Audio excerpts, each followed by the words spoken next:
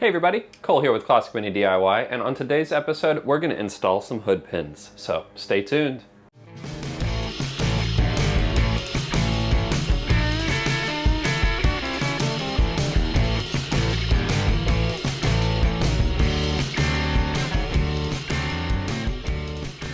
Now, like I said, on today's episode we are going to be installing hood pins. Now, if you haven't seen these before, they are literal pins that go through your hood or bonnet. If you guys are going to give me a hard time about that, they will go through your bonnet, through your hood, so that means you have to drill holes in your hood.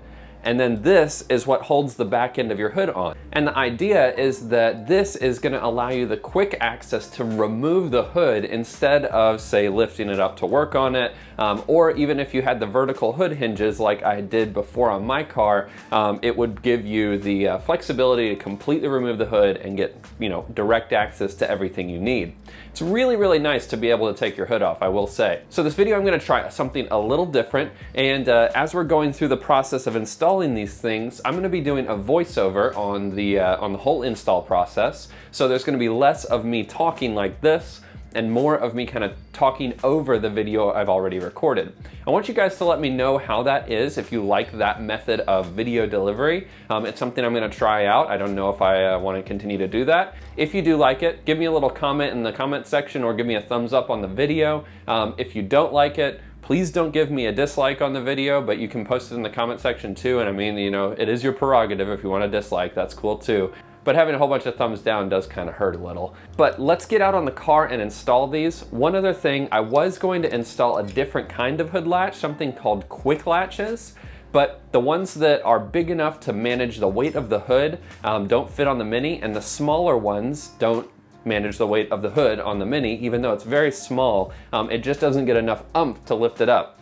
I went ahead and I tried to install those, so those did not work, and that's why I'm moving on to the kind of standard hood latches that you've seen maybe in the past on old race cars, things like that. But let's jump out there, let's get to it. Now, getting started, unfortunately, the reason that I had to do this job is due primarily to the added strain that my Minivation hinges put on the welds on my hood. So what you can see here is that the hood itself, one of the welds actually became disconnected from the added stress of lifting and then torquing the hood in a specific direction. So that's kind of what's motivating this whole job here. And the first thing that I need to do is get the Minivation hinges off so that I can then get full access to build in the plates and then attach the hood pins.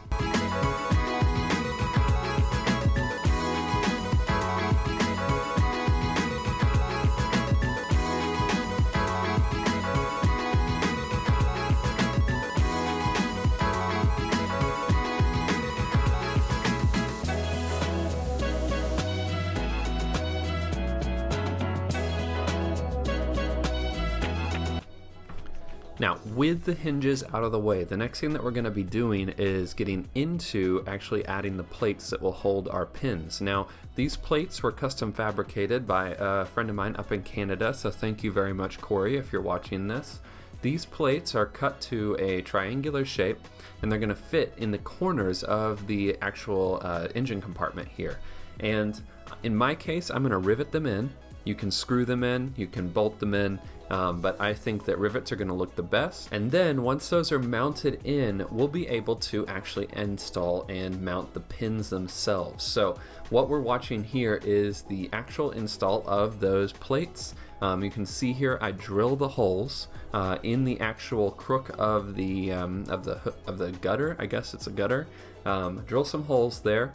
And then unfortunately my camera died here, so you don't get to see me adding the rivets, but the plates then get installed, and then we can come in and drill the hole for the pins. But before we do that, we have to drill the holes in the hood itself. Now, I'm sure I don't have to tell you guys this, but this is definitely the scariest part. So the first thing that we do here is lay some painter's tape out on the corners, and then we're going to mark where the actual plate under the hood is ending. So you may mark the ends on the painter's tape of where that plate ends. And then we're going to put masking tape across the whole corner of the hood. So let's do that. Now with those marks made and with our painter's tape laid out, what we're going to do is draw a straight line between those two lines, and that's going to give us a rough template of where the plate is underneath the hood.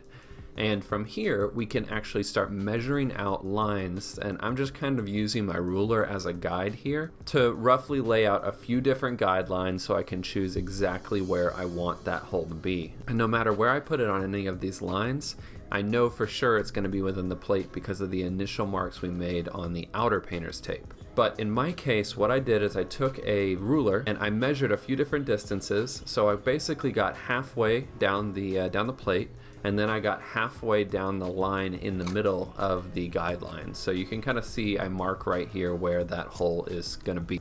Okay, and so now it's time to actually drill that hole, which means we have to take a small punch with a tapered end. And that tapered end is going to create a small divot in the hood, so we can take our ball peen hammer, hammer a nice little divot there, and that's going to center the drill bit so you're not like sliding all over the hood while you're drilling this hole.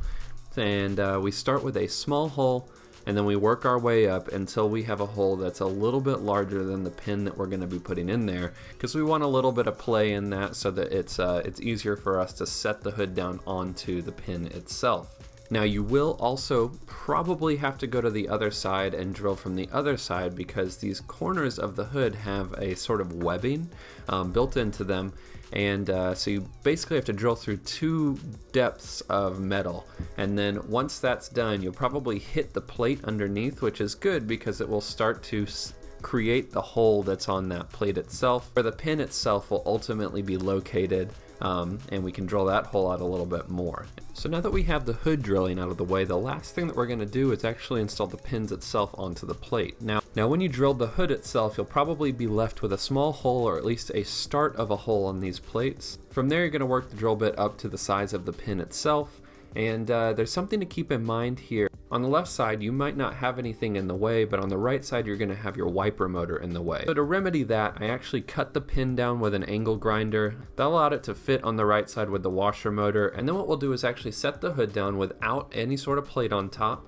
And then we'll take the plate, set it on top, mark it with a Sharpie, and mark the hood essentially where you're going to drill these holes. And this is where things got a little annoying for me, but those are going to be our guide marks to pre-drill the holes for our screws that hold the plate in.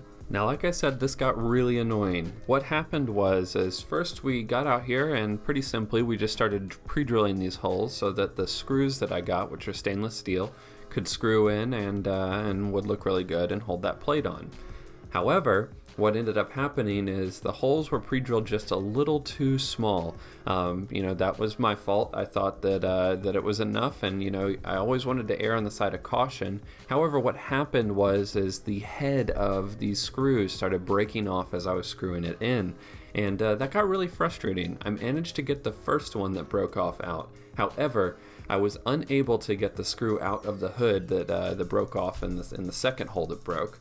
And I drilled and drilled and drilled, it never came out, so I just left it in there. These plates aren't exactly going to go anywhere, however, I don't want them rattling around, so one side only has 3 screws, and then the rest of the screws went in without too much fuss. But with that actually wraps up the install process of this. So let's take a second and just talk about the install itself and whether I would do it again. So the hood pins are basically done. As you guys saw in the video just a moment ago, these things did not go on very easily. I think that was a combination of my drill bits being complete garbage, and then the screws that I was going to use for this, which are stainless steel. I was hoping that I could get some nice stainless steel ones to go on the top here, and they'd hold it on nice and tight. But those screws kept breaking off. The heads kept breaking off, even though I pre-drilled the holes pretty damn big. If I had pre-drilled them any larger, it would not have gripped at all inside there. So needless to say, I'm gonna say it anyway, but needless to say, I'm not happy with the install of these things. I'm not happy with the way these went in here. But unfortunately, once you start a project like this, this is a kind of, I guess, a lesson to you guys. Once you start a project like this, where you have to drill holes into your hood, there's not really any going back once you started. Once you have drilled those holes, they're there. So in this case, I'll be sticking with it as it is here. There's one screw missing out of this plate here. I'm gonna try and address that maybe later on. For right now, I don't have a drill bit that will actually drill it out for whatever reason. But the hood is held on tightly, and they do look pretty cool. You know, I would have liked the quick latch ones on there a little bit more probably, but these ones look all right. And if you did a little bit of finagling with your plates, maybe space them down a little bit. You don't really have a lot of room with the windshield wiper motor underneath there, but if you space them down a little bit, you might actually be able to fit the quick latch ones, although they're gonna take up a large amount of the space, even though, well, I mean, I've already drilled out the space, so looking back at it, I probably could have stuck with those ones. But you live and you learn. If you guys have any questions about this, feel free to post in the comment section. I was really hesitant to go ahead and post this because I did make quite a few mistakes on here, but I think it's important to show those mistakes, especially when you're working on something like this, to show, you know, not everybody's perfect. You know, mistakes do happen. But anyway, that's it for this episode of Classic Mini DIY. And until the next one, enjoy those minis and motor on.